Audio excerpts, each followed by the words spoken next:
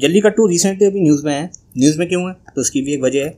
5 जजों की constitution bench बैठी थी। रिसेंटली एक वर्डिक्ट दिया है कि तमिलनाडु गवर्नमेंट का जो अमेंडमेंट था पीसीए के अंदर, prevention of cruelty to animals act 1960, उसको अपहेल्ड करार दिया है 5 जज की कॉन्स्टिट्यूशन बेंच ने। तो आज की वीडियो में इसी के बारे में पूरा एनालिसिस करेंगे और यहाँ पे कंप्लीट इन्फॉर्मेशन देखेंगे अपने एग्जाम से रिलेटेड। जल्लीकट्टू यूपीएससी के लिए काफ़ी इंपॉर्टेंट है। यहाँ पे प्री में क्या पूछा जा सकता है, तो देखिए जल्लीकट्टू के बारे में हमें पता होना चाहिए कि ये एक स्पोर्ट है, कहाँ ये प्रमोट होता है, किस एरिया में ये परफॉर्म किया जाता है। कुछ इससे रिलेटेड टर्मिनोलॉजी भी देखेंगे जैसे कि खम्बाला वगैरह है। इसके अलावा आर्टिकल 29 क्या कहता है, जिसके बेस पर अभी रिसेंटली काफ़ी कंट्रोवर्सी चली थी सुप्रीम कोर्ट में। और यहाँ पे एनिमल वेलफेयर बोर्ड के बारे में जानेंगे, जो इस वर्डिक्ट के अंदर एक पिटिशनर था जिसने चैलेंज करा था तमिलनाडु गवर्नमेंट का अमेंडमेंट्स। इसके अलावा मेंस के लिए काफ़ी क्या इंपॉर्टेंट है, तो देखिए जल्लीकट्टू है तो उसके बारे में कुछ आर्ग्यूमेंट्स फेवर में दीजिए और कुछ अगेंस्ट में उसके आर्ग्यूमेंट हमें पता होना चाहिए। तो चलिए वीडियो को स्टार्ट करते हैं।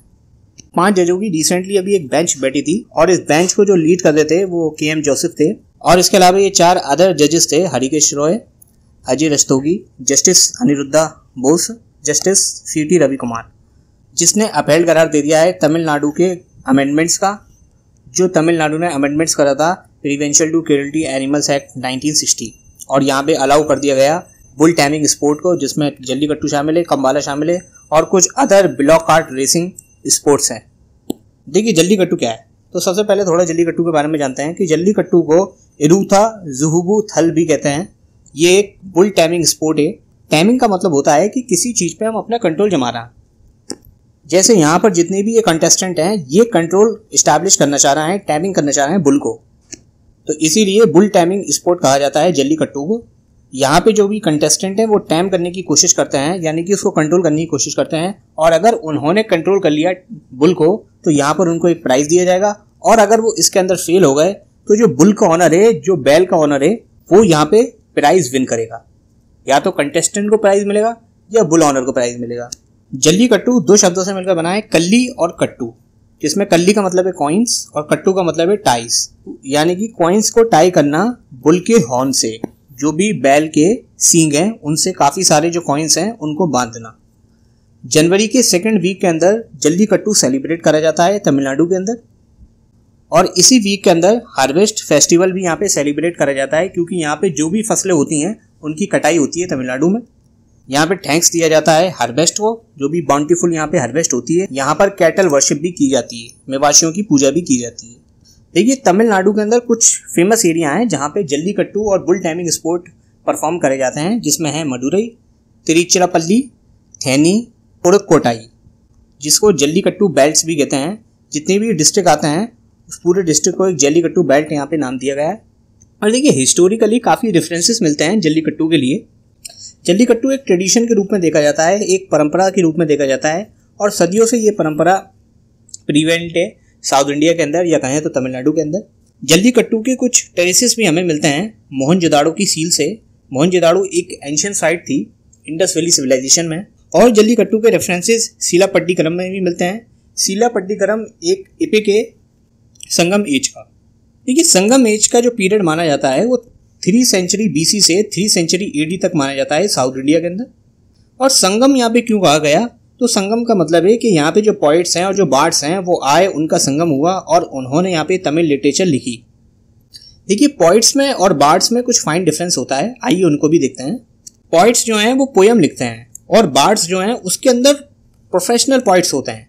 इसका मतलब है कि बार्ड्स के अंदर पोइट्स भी हो सकते हैं, आर्ट्स जो होते हैं वो प्रोफेशनल पोइट्स भी होते हैं और सिंगर भी होता है। देखिए animal welfare board of India है, जो एनिमल के वेलफेयर के लिए ये एक बोर्ड है इंडिया के अंदर। अभी आगे इसके बारे में पढ़ेंगे। इसने रिपोर्ट दी सुप्रीम कोर्ट में और वहाँ पर कहा कि जल्लीकट्टू एक एंटीथेटिकल प्रैक्टिस है, यानी कि ऐसी प्रैक्टिस है जो कंपैशनेट ट्रीटमेंट के अगेंस्ट है। 2006 के अंदर मद्रास हाईकोर्ट ने बैन लगा दिया था जल्लीकट्टू पे तमिलनाडु के अंदर। उसके बाद Tamil Nadu regulation of jallikattu act 2009 को पास करा गया तमिलनाडु गवर्नमेंट के द्वारा, और वहाँ पे बाईपास कर दिया गया बैन को। उसके बाद सेंट्रल गवर्नमेंट ने 2011 के अंदर एक लिस्ट जारी करी जानवरों की, एनिमल्स, और इस लिस्ट के अंदर बुल भी शामिल थी। और यहाँ पे कहा गया कि जो भी ट्रेनिंग और एग्जीबिशन होगा इन जानवरों का वो प्रोहिबिटेड है। इसका मतलब यह है कि अब बुल से भी यहाँ पे स्पोर्ट परफॉर्म नहीं किया जा सकता। तो यहाँ पर जो प्रैक्टिस है जल्लीकट्टू उसको बंद कर दिया गया। फिर 2014 के अंदर सुप्रीम कोर्ट ने यह अपहेल्ड करा कि हाँ, सेंटर ने बुल को जो इस लिस्ट में डाला है वो सही है सेंटर का डिसीजन, क्योंकि जल्लीकट्टू के अंदर जो बुल है उसके प्रति क्रूरता होती है। इस तरह के जितने भी बुल टाइमिंग स्पोर्ट्स हैं अपने, और इस बैन को सही ठहराया। अपहेल्ड का मतलब होता है सही ठहराया, क्योंकि सेंट्रल गवर्नमेंट ने 2011 में एक लिस्ट जारी करी थी जानवरों की, जहां पर बता दिया था कि इन जानवरों का एग्जीबिशन और ट्रेनिंग प्रोहिबिटेड है। जैसे कि जल्लीकट्टू जब परफॉर्म करा जाता था तो वहाँ पे एक तरह से एग्जीबिशन होता था, लोग बाग आते थे, बैठ के देखते थे, बुल टाइम होती थी, कई सारे लोग बुल को कंट्रोल करने की कोशिश करते थे। 2014 के अंदर सुप्रीम कोर्ट ने कहा कि जो सेंटर ने लिस्ट जारी करी है उसके अंदर बुल भी शामिल है और ये सेंटर की लिस्ट जो है वो सही है, इसको सही करार दिया। और इसीलिए तमिलनाडु गवर्नमेंट ने 2017 में संशोधन किया prevention of cruelty to animals act के अंदर। और यहाँ पे याद रखना कि prevention of cruelty to animals act है, इस तरह का जो सब्जेक्ट है वो कंकरेंट लिस्ट के अंदर आता है। हमारे संविधान के अंदर 3 लिस्ट दी गई हैं, यूनियन लिस्ट, स्टेट लिस्ट और कंकरेंट लिस्ट।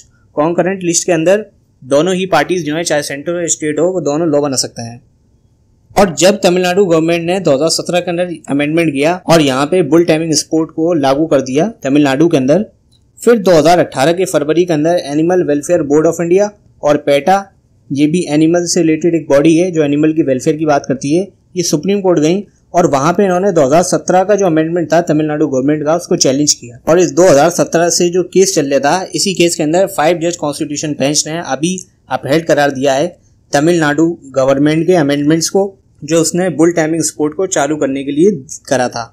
और सुप्रीम कोर्ट ने यहाँ पे कहा है कि जो भी अमेंडमेंट करा था तमिलनाडु की गवर्नमेंट ने, उसमें जो पेन वगैरह है उसको कम करने की कोशिश करी गई है, क्रूएल्टी को रिड्यूस करने की कोशिश करी गई है। लेकिन कोर्ट ने यहाँ पे ये भी कहा है कि कोई भी वॉल्यूशन होगा 2017 के लॉ का तो उस पर यहाँ पे पैनल एक्शन करे जाएंगे, जो भी पार्टीज यहाँ पे इन्वॉल्व होंगी। तो आप जल्लीकट्टू के फेवर में कुछ यहाँ पे आर्गूमेंट देखते हैं। देखिए, जल्लीकट्टू को जब भी बैन की बात उठती है तो वहाँ पर ये कहा जाता है कि ये जो प्रैक्टिसेस है जल्लीकट्टू की, ये जो स्पोर्ट जो परफॉर्म करा जाता है, ये सेंचुरीज ओल्ड है, क्योंकि इंडस वैली सिविलाइजेशन के मोहनजोदाड़ो की सील से हमें एविडेंस मिलते हैं या रेफरेंसेस मिलते हैं। और जल्लीकट्टू एक रिलीजियस प्रैक्टिसेस है तमिल हिंदूज की और उनका कल्चरल इवेंट है, और इसीलिए पूरा सीधा बैन यहाँ पे सही नहीं है। देखिए, कल्चर के अंदर रिलीजन के अंदर डिफरेंसेस होता है। रिलीजन के अंदर हम बिलीव करते हैं गॉड्स में या गॉड्स होते हैं बहुत सारे, लेकिन कल्चर जो है उसके अंदर एक बॉडी ऑफ नॉलेज होती है जो पर्सन एक्वायर करते हैं जब वो एक सोसाइटी में मिलके रहते हैं। जैसे कोई सोसाइटी है, वहाँ के अपने कल्चर्स हैं, अपने लाइफ स्टाइल हैं, अपने टेस्ट हैं, अपने प्रेफरेंसेस हैं, अपना म्यूजिक है, तो ये आ गया कल्चर के अंदर। और रिलीजन जो है वो कल्चर से एक बड़ा कंसेप्ट है। तो जो तमिल के जो हिंदूज हैं वो कहते हैं कि जल्लीकट्टू हमारा एक रिलीजियस इवेंट है, एक धार्मिक इवेंट है, और जल्लीकट्टू हमारा कल्चरल इवेंट्स भी है, यानी कि हमारे धर्म में भी है और हमारी सोसाइटी का कल्चर पार्ट भी है। और कल्चरल को प्रोटेक्ट कर गया है इंडियन कॉन्स्टिट्यूशन में अंडर आर्टिकल 14 क्लॉज 1 के अंदर। देखिए, आर्टिकल 29 का क्लॉज 1 कहता है कि भारत के सिटीजन का कोई भी सेक्शन हो, चाहे उसका डिस्टिंक्ट कल्चर हो या उसकी लैंग्वेज हो या उसकी स्क्रिप्ट हो, उसको कंजर्व कर गया है इंडियन कॉन्स्टिट्यूशन के अंदर। तो अगर बात जल्लीकट्टू की है और जल्लीकट्टू एक कल्चरल इवेंट है तो कल्चर को प्रोटेक्ट करा गया है। यहाँ पे इनका ये भी कहना है कि जब भी हम जल्लीकट्टू स्पोर्ट को परफॉर्म करते हैं तो हम काफ़ी सारी केयर देते हैं बुल को और काफ़ी सारा कंपैशन दिखाते हैं उसके प्रति, जिससे जो इंडिजिनियस जो ब्रीड्स है उसको कंजर्व करा जाए। ये लोग यहाँ पे कहते हैं जो परफॉर्म करते हैं जल्लीकट्टू को कि हम कुछ भी ऐसा नहीं करते जिससे जो कंपैशन के प्रिंसिपल का वॉल्यूशन हो और ह्यूमैनिटीज़ के प्रिंसिपल का वॉल्यूशन हो, यानी कि मानवता के सिद्धांतों का उल्लंघन हो। ऐसा हम कोई काम नहीं करते इस स्पोर्ट के अंदर। और अगर आप बैन करोगे जल्लीकट्टू को तो ये हॉस्टाइल होगा तमिलनाडु के कल्चर के लिए और पूरी तमिलनाडु की कम्युनिटी के लिए। अब कुछ आर्गुमेंट देखते हैं जो जल्लीकट्टू के अगेंस्ट हैं। वो कहते हैं कि जो एनिमल लाइफ है वो कनेक्टेड है ह्यूमन लाइफ से और हर लिविंग बींग्स को यहाँ पे अधिकार होना चाहिए कि उसके पास लिबर्टी है। तो यहाँ पे जो बुल है तो उसको भी लिबर्टी होना चाहिए कि उसके साथ इस तरह का टैमिंग नहीं किया जाए, क्योंकि इस टैमिंग के अंदर काफ़ी सारी प्रॉब्लम रेज होती हैं। यहाँ पे काफ़ी सारी जो बुल्स हैं उनकी डेथ्स हो जाती है या वो इंजर हो जाती हैं। सिमिलरली इस स्पोर्ट के अंदर जो भी ह्यूमंस होते हैं उनकी भी यहाँ पे मृत्यु देखी जाती है और इंजरीज देखी जाती है। जैसे टाइम्स ऑफ इंडिया की एक रिपोर्ट बताती है कि 2017 के बाद से 102 ह्यूमंस और 20 बुल्स जो हैं वो किल्ड हुई हैं जल्लीकट्टू इवेंट्स के अंदर।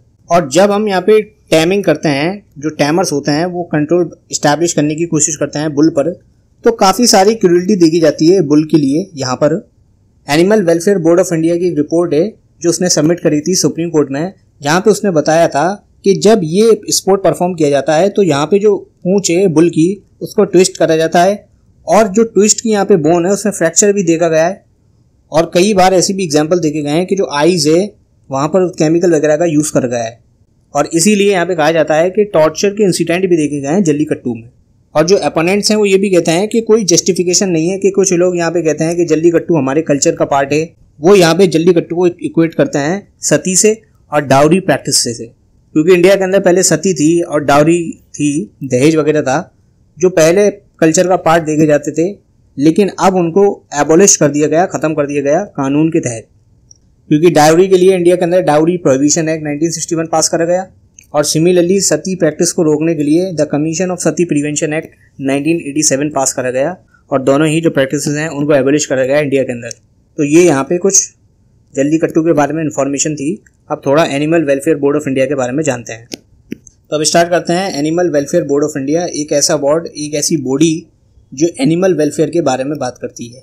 ये एक स्टैट्यूटरी बॉडी है, यानी कि ऐसी बॉडी है जिसके लिए कानून पास करा गया है और उसके तहत इसको बनाया गया है। Section 4 prevention of cruelty to animals act 1960, इसके सेक्शन 4 के तहत इस बॉडी का गठन होता है। 1962 को इसे बनाया गया था।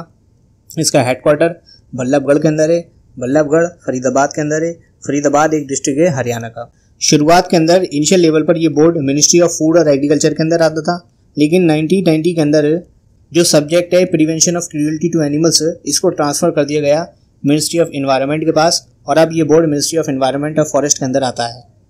28 मेंबर हैं इस बोर्ड्स में, जिनका टेन्योर है 3 इयर्स का। 24 अगस्त 2014 को UPSC civil service exam prelims में जीएस पेपर फर्स्ट में क्वेश्चन पूछा गया था एनिमल वेलफेयर बोर्ड के ऊपर। तो क्वेश्चन यहाँ पे एक मिक्स फॉर्म में था, स्टेटमेंट के रूप में था कि animal welfare board of India establish करा गया अंडर इन्वायरमेंट प्रोटेक्शन एक्ट 1986। बिल्कुल स्टेटमेंट गलत है, क्योंकि अभी हमने पीछे पढ़ा है कि animal welfare board of India prevention of cruelty to animals act 1960 के सेक्शन 4 के तहत बनाया गया। तो यहाँ पर सीधा जो पहला वाला ऑप्शन है वो गलत है। एक ऑप्शन यहाँ पे ये भी दी गया है कि national Ganga river basin authority को चेयर करा जाता है पीएम के द्वारा। तो देखिए, अगर आपने एनवायरनमेंट का ये टॉपिक है, रिवर गंगा के बारे में अगर आपको इन्फॉर्मेशन है, तो यहाँ पर ये जो अथॉरिटी है उसको प्राइम मिनिस्टर के द्वारा चेयर करा जाता है। ये भी स्टेटमेंट सही है। तो आइए इसका ऑप्शन देखते हैं। तो पहला वाला हम श्योर हैं कि पहला वाला तो गलत है, तो उसको रिमूव कर देते हैं या एलिमिनेट कर देते हैं। तो ये दोनों स्टेटमेंट हट गए। अब बचे 2 और 3 या 2, और हमने देखा कि 3 वाला जो स्टेटमेंट है वो सही है कि जो गंगा की अथॉरिटी है इसको चेयर करा जाता है पीएम के द्वारा। तो यहाँ पे जो सही आंसर है वो है बी वाला, 2 और 3। तो ये यूपीएससी में क्वेश्चन था जो पूछा गया था।